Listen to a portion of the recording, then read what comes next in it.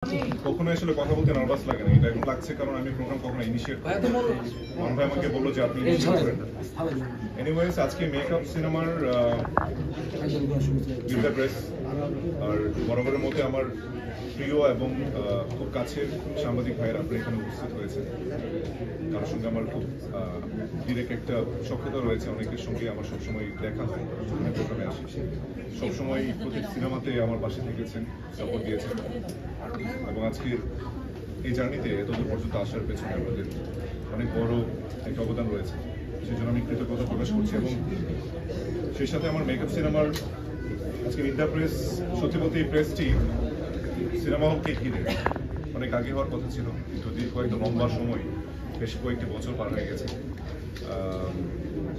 মানে এতটা সময় পার হয়ে গেছে, এক্স্যাক্টলি গত সালে সিনেমাটা শেষ হয়েছে 20 দিকে আর কি।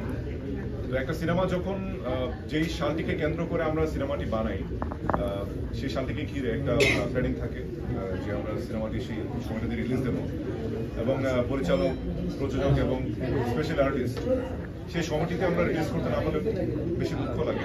একজন অ্যাক্টর হিসেবে খুব কষ্ট অনুভব করি সবসময়, কারণ একটা সার্টেন প্রেক্ষাপটকে ঘিরে সেই সময়ে সেই বছরগুলোতে চলমান যে মুভিগুলো আছে সেটাকে একটা প্যারামিটার হিসেবে ধরে আমরা একটা গল্পকে সাজাই, একটা সিনেমাকে একটা কমার্শিয়াল ফ্লেভার দেওয়ার চেষ্টা করি। সেই সময়গুলো যখন নানান কারণে আমরা যখন সিনেমা রিলিজ দিতে পারি না, নানান জটিলতায় সিনেমাটি পড়ে যায়, সেই সঙ্গে দেখা যায় সেন্সরে নানান রকমের নানান ইস্যু নিয়ে আপত্তি দেখা দেয়।